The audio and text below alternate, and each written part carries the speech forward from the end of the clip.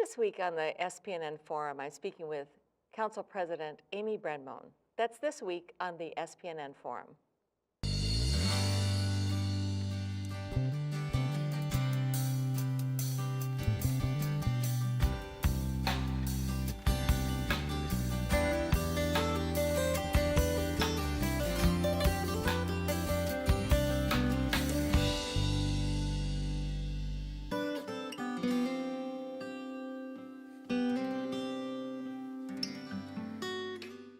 Welcome to the SPNN Forum. I'm Reid, and today I'm speaking with Council President Amy Brendemoen. Welcome. Thanks for having me. Yeah, we're so glad you could be here. So I haven't asked you, did you grow up here? Are you a native? Actually, I grew up everywhere. Okay. I was born in Minneapolis. I spent a little time in central Minnesota, up in Little Falls. I lived in the St. Croix Valley, and then moved out to Madison to go to school, worked to the East Coast, and did an environmental education stint out there before I moved back to St. Paul in 1996. Okay, so you just about earned that native status. Yeah. So I'm curious, when did you, what made you decide to run for public office? You know, when I ran for office now, it was, I guess, 8 years ago.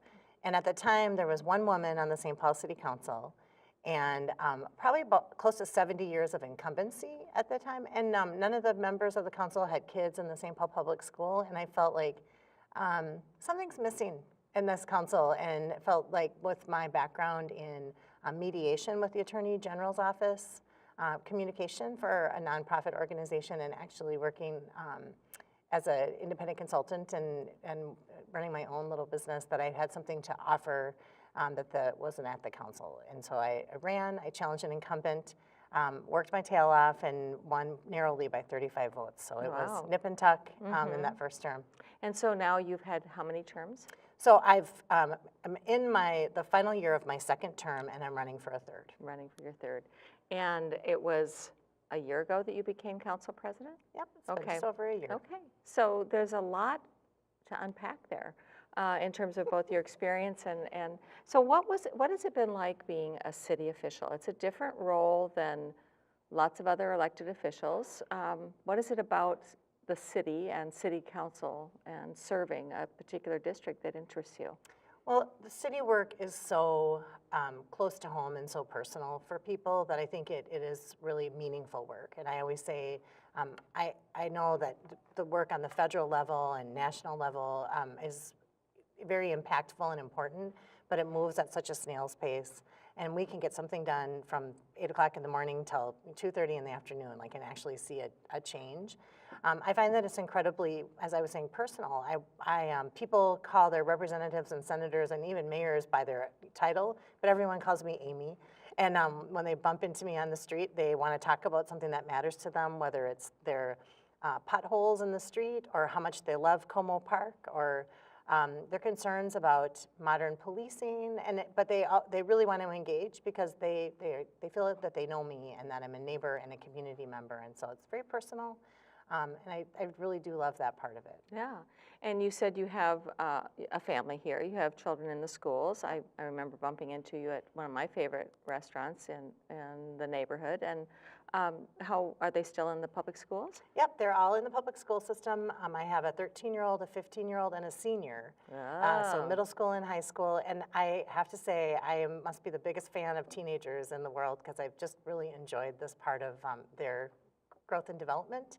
And I'm sending one off to college in the fall, so it's a big transition year for us. That is big. And do you know where you're sending that person?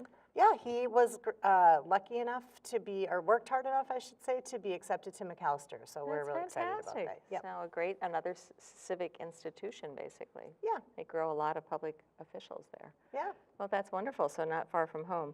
I wondered if you could talk a little bit about some of the assets that you have in the ward. What are some things, not just places, but maybe it's even people or characteristics of Ward 5? Ward 5. Yeah.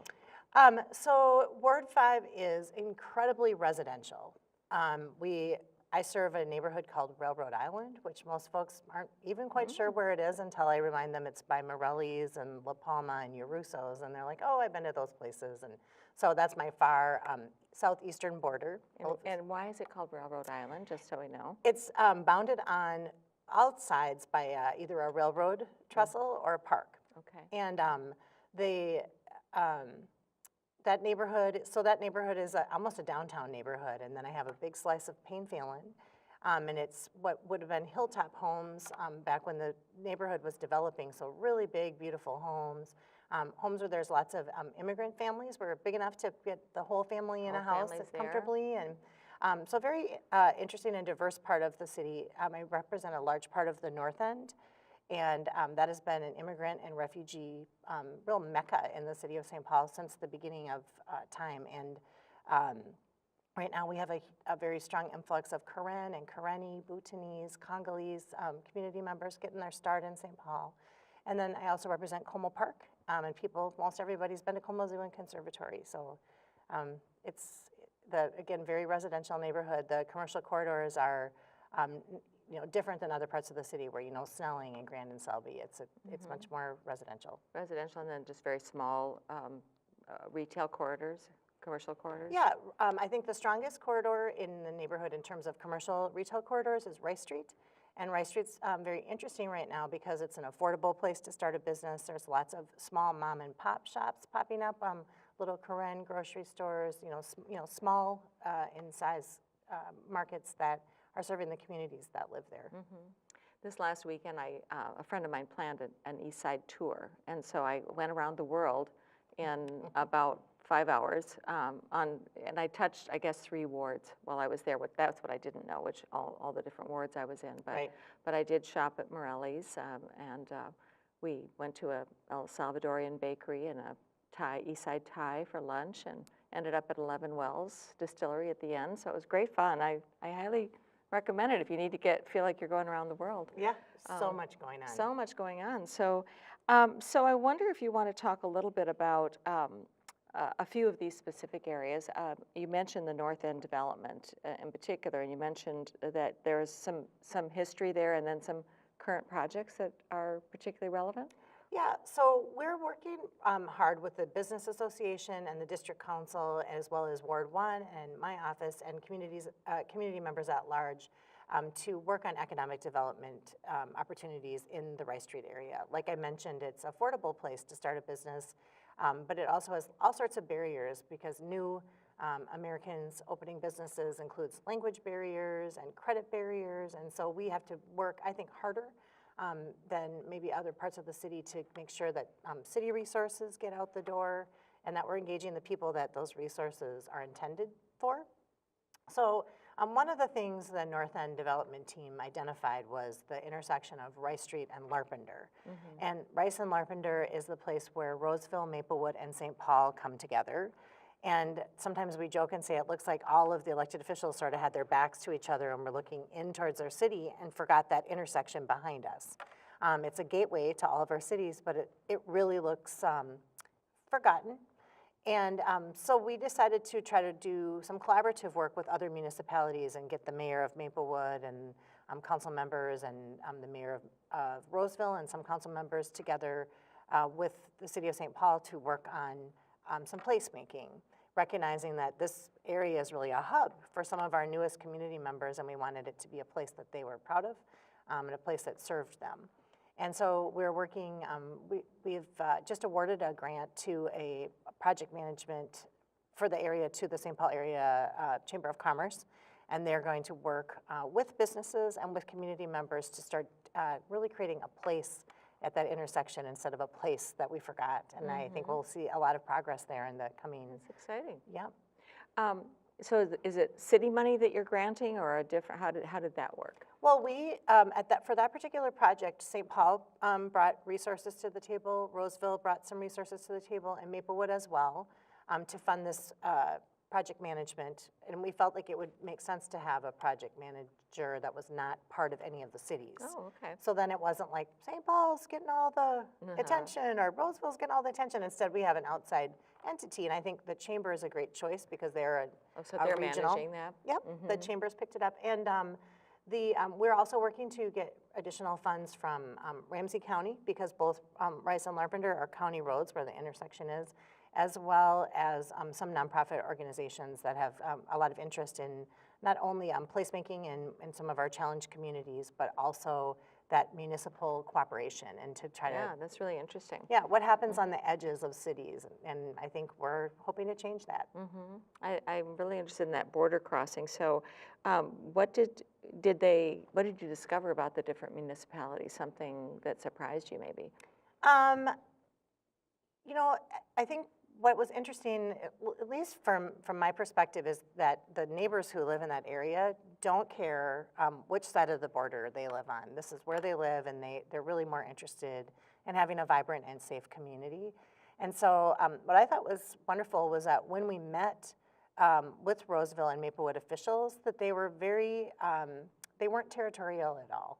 They really were interested in what was best for the community as well. So I found them to be wonderfully easy to work with. When you look at Rice and Larpenteur, the density in population is really on the St. Paul side, but some of the treasures are actually in Roseville and Maplewood, like the Trout Brook Trail and the Regional Water Service that has green space through it. McCarran's Park, which is just packed with people, especially on holidays and in the summer. And how do we let the community that lives there feel like they're connected to those, that wealth, the wealth that lies in the green space and the wealth that lies in the other areas for shopping and for just for building community. And Yeah, absolutely. yeah, so it was, I think that just the fact that everybody was all in and left kind of their egos at the door and were more interested in how do we get something done here. It's been pretty cool.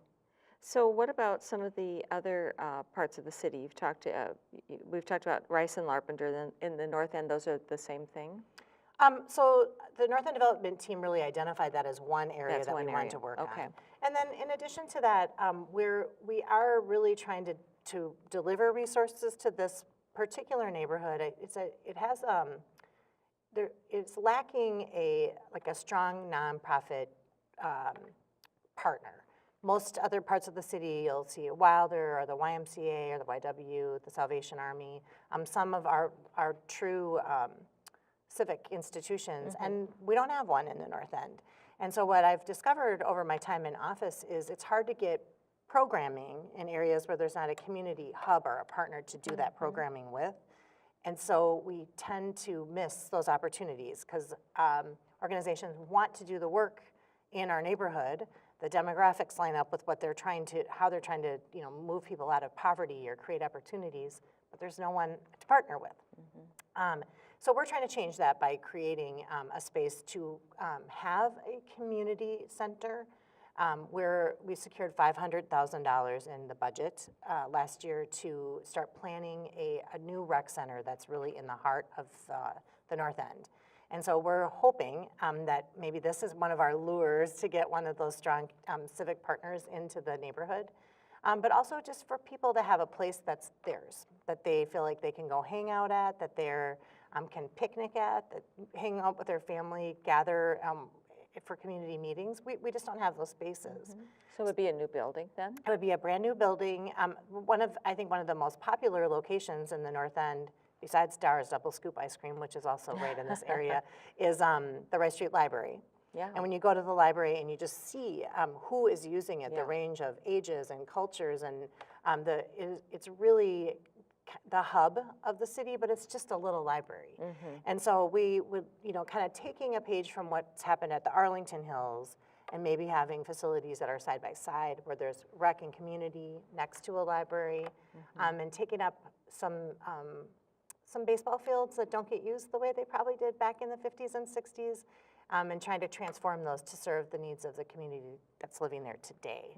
So it's exciting to think about that opportunity because it's brand new. And we met with the library department, the parks department, and the mayor's office the other day, and Melvin's also really excited about this. And what we want to create is something there that's it's incredible. Like, we don't want to have an okay rec center. We want it to be the rec center, the place that people talk about. And so kind of aiming really high and having it be something that people who live in the North End can be really proud of because it's like the coolest one. That's great. If you're just joining us, I'm speaking with Council President Amy Brendemoen about the City of St. Paul. So let's talk a minute about the city itself. You've served under 2 mayors now, and I'm just kind of curious. And then you've taken over as the president, and there's a big change in the characteristics of the council. Talk about a few things that you see as different, and what do you think it means for the city? That's a great question. When I started, I think there was 6 years left of Mayor Coleman's term when I started, and he was in office for 12. So I was kind of past the middle point and into a place where they had settled into a routine, and they were really had a machine that helped move projects through the pipeline, and they knew the logistics of the city. But I also think that I think it was in such a routine that it was probably easier for me to focus on learning my job because I didn't have to worry about them learning theirs. And I was grateful for that because Melvin came in a year ago now, just full of new energy and full of new ideas and ready to try everything. And I was, again, kind of grateful that I'd had 6 years under my belt to know what I was doing so that we could help him as he moved into this role. And so I think it's been gone from being a very mature, governed city to an energized and innovative feeling in this part of the mayor's term. And it's exciting. I mean, it's exciting. I was able and really honored to walk into the role of council president as he walked in as mayor. So I felt like I've been a partner to him in some of these innovative conversations about our city's budget or about what do we want here, how do we imagine our city. I loved the budget game that they did where they went out into the community and said, here are the struggles that we face. What would you cut? What would you fund? And so those have been very interesting. But from a council perspective, it gave us an opportunity to be collaborators on the front end of the budget, whereas I think historically we got a budget presented to us and we reacted to it. And last year we collaborated on the budget, and so by the time it was presented to us, a lot of things that we cared about and were pushing forward for our communities were included. So it was a very interesting fall because really we were kind of looking around the edges at things we wanted to tweak, and we were able to really continue doing the work of our wards and not get too tangled up in the details of the budget.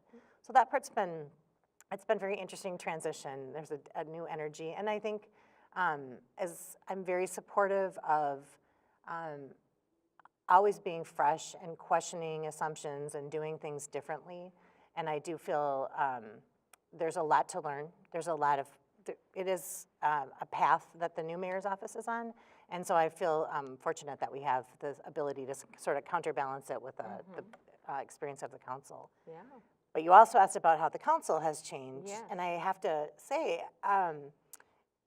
Chris Tolbert and I were laughing because we're like the old folks on the council, and we've only been there for 7 years.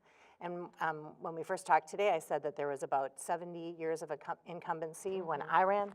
Now I think there's 25, all combined. So it's a very young council. It's a diverse council. And it's a council full of women. It went from 1 to now 4 elected women, and there are seats that are competitive, in Ward 6 and other seats, but that could end up being even a greater female majority. And I feel the pressure from my colleagues because they want to work. They come prepared. They really have agendas, and they want to see things moving forward. They're impatient. And it brings its challenges, but for me it's exciting to just be kind of surrounded by people who are very committed to the city, very committed to equity, and really are impatient and ready for change. So it's pretty cool. Yeah, it is exciting. I do feel that energy, and I do feel the responsiveness, the ability to have a personal engagement with the council. So when you think about some of these most basic issues, you've talked about the budget, you've talked about a couple of things. There are some controversies. There's some things that have been hard to swallow. I serve on the Business Review Council. I'm new in my role. Nobody knows what that is, and I don't either. But the point is, we have access to a couple of key leaders in the mayor's team, and we're talking about issues from a business perspective. But how are you seeing? I mean, someone just posted you know, a question about the garbage service. I hate bringing it up, but you know, it's basically that now suddenly we have municipal garbage service and we're upset. You know, kind of a naive question, but I realize there are lots of layers to some of these. You can pick another, plowing, whether it's these things. Trash is fine, let's Trash go is for it. fine, yeah. Let's go for it. So how do we look at these issues? What are your hopes around how we're going to resolve some of these uncomfortable but maybe really basic questions? Yeah, well, I mean, change is tough. Anytime you make a big change, and switching from private, you know, every resident having a private contract with a hauler to an organized system, it's a huge change. It's huge, yeah. 72,000 households are now part of an organized trash hauling system. And the haulers reminded us the other day that that means that they've picked up trash like a couple million times in the city. And I think we are hearing from people where mistakes were made or where there's frustration. Yeah. But by and large, I think it's astounding in our climate and given the scale and scope of the change, how successfully the transition has actually gone. And so I believe that as the months pass and the weather, the snow, I hope it melts. Yeah, but as it becomes more of a routine and we're able to work out some of the customer service issues, I mean, some of the haulers in the consortium are national, and so they're trying to work out how do you have special customer service for one city. And some of them are tiny and they don't have online billing. And so like just recognizing that you're dealing with kind of a wide range of businesses. Working through the customer service and sort of the details, I think, are they will resolve. There are questions, I think, that my colleagues and I share about some of the parts of the contract that we, I think when we rolled out the service, recognized that there were things that I think were unintended. Like I don't believe any of my colleagues wanted 2, 3, and 4 plexes to have multiple bins. Right, I think those are the things that surprise people. Yeah, and there's a lot to the contract, and that it wasn't our intention.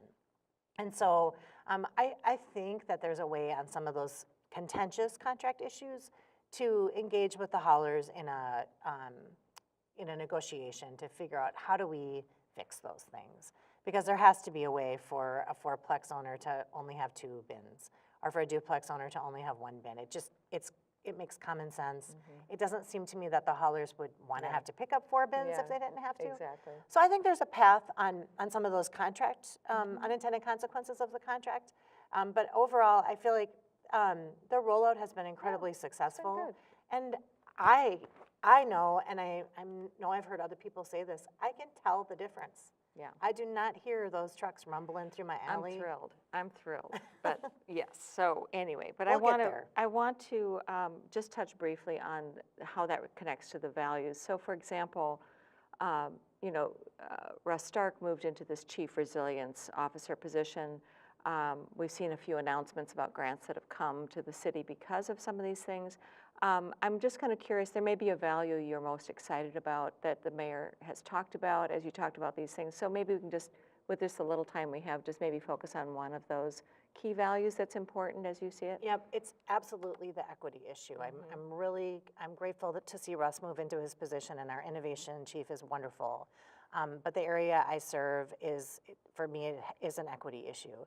And since I started, I've been saying, when you have a reactive government system, you're going to serve people inequitably, because people who have time and education and language abilities and just know that if you complain, you get stuff, are going to get better services. And so we've really challenged that.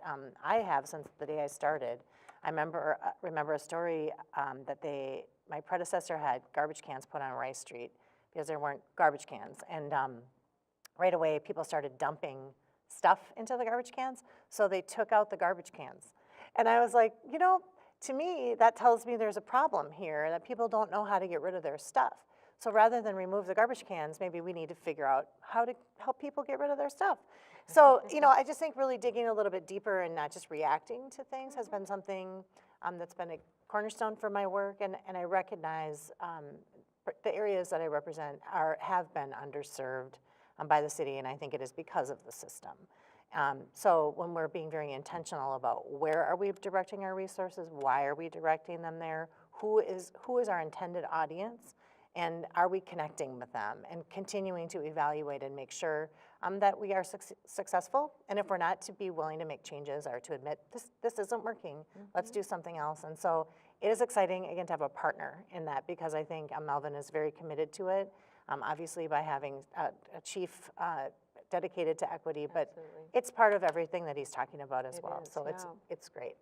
So as you're talking about this, it sounds like there's some ways that people can get in touch with you to have those conversations. So what is your preferred way of connecting with the community? Well, I love hearing from people.